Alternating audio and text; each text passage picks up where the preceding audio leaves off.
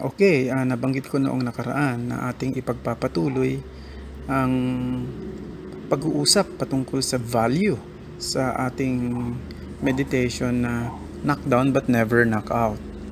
As I said, if we have worldly value system in life, we will be frustrated and even depressed, especially if we see that we have nothing what others are having.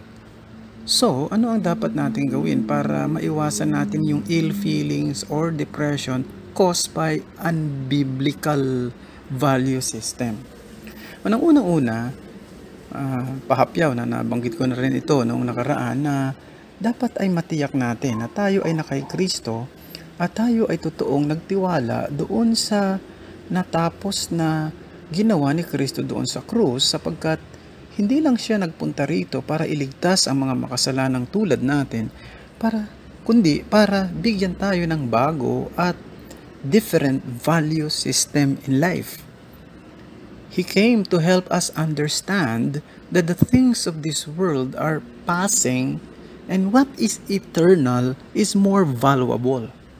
Yan ang dahilan kung bakit sinabi ng Panginoong Jesucristo doon sa Matthew chapter 6 verses 19 to 21.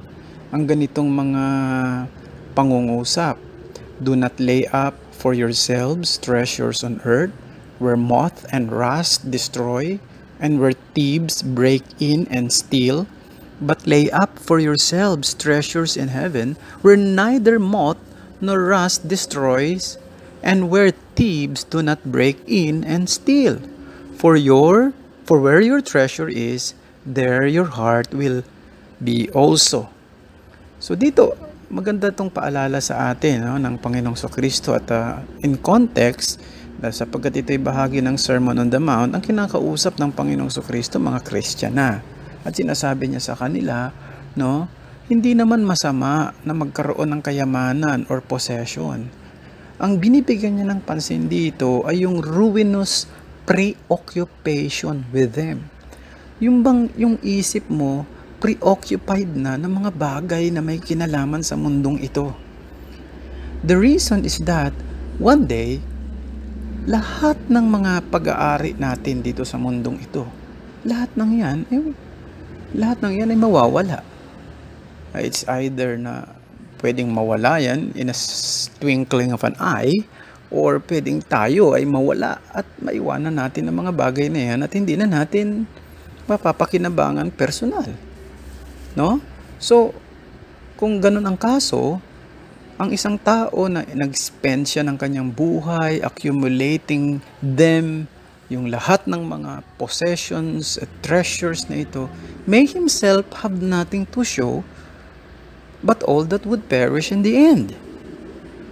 Dito ipinapakita na it is only as a man uses his possessions for spiritual ends that he is able to accumulate true treasure.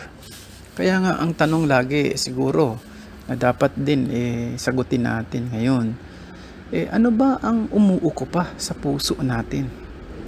Ang mga bagay ba ng Diyos?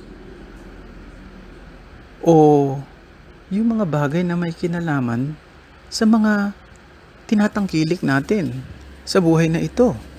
Kung ang iniisip natin ang higit sa lahat ay yung ating bahay, yung ating sasakyan, yung ating bakasyon, yung ating bank account, yung ating investment, more than doon sa ating spiritual na relasyon sa Diyos, then tayo ay nagtatayo ng kayamanang panlupa lamang. At ang sabi ng Panginoong Hesus, where your treasure is, there your heart will also be, or there your heart will be also. And if that's so, you're still following the value system of this world. So dapat yan ang isa-isip natin, mga kapatid. Ulitin ko lang na hindi naman masama magkaroon ng kayamanan, hindi naman masama magkaroon ng mga tinatangkilik, pero dapat yung preoccupation ng ating isip ay hindi doon, kundi sa relasyon natin sa Diyos. At kung tayo ay pagpalain ng Panginoong Diyos, lagi rin nating iisipin, papaano ko pakikinabangan ng lahat ng ito na maluluwalhati pa rin ang Diyos at mabibigyan pa rin siya ng kapurihan. So yun ang isang bagay na dapat na ilagay natin sa ating mga puso. Pangalawa, we must learn to seek intimate relationship with God. Natutunan natin na itong depression na isang klase ng problema na sangkot dito yung buong pagkatao natin. Maaring physical, emotional, behavioral, intellectual, historical, and most importantly, spiritual. Therefore, a mind and heart that is centered on God is the key to overcoming depression. And this is true for two reasons. One, our spiritual condition is of primary importance in our lives, and two, because of who God is, our Maker and our Lord. So ulitin ko lang yan, no? Mahalaga na maintindihan natin na dapat sentro ang Diyos sa ating buhay sa paglaban natin sa tendency na tayo ma-depress sa dalawang dahilan. Sapagkat ang ating spiritual na kondisyon sa harapan ng Diyos ang pinakamahalaga sa lahat. Pangalawa, sapagkat ang Diyos ang siyang ating Panginoon at siya rin ang lumikha sa atin.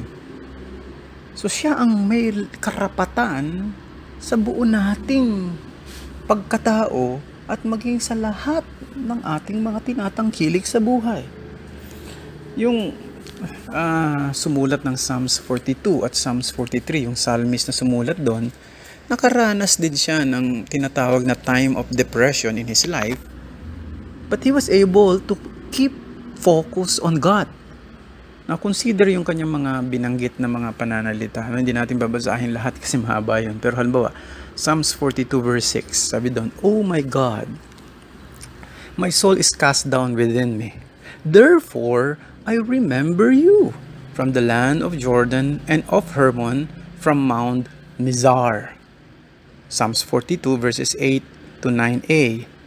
"By day the Lord commands his steadfast love, and at night his song is with me, a prayer to the God of my life. I say to God, my rock."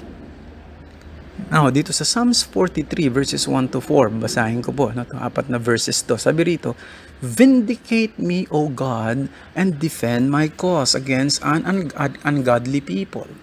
From the deceitful and unjust man deliver me, for you are the God in whom I take refuge. Why have you rejected me? Why do I go about mourning because of the oppression of the enemy? Send out your light and your truth. Let them lead me. Let them bring me to your holy hill and to your dwelling. Then I will go to the altar of God, to God, my exceeding joy, and I will praise you with the lyre, O God, my God."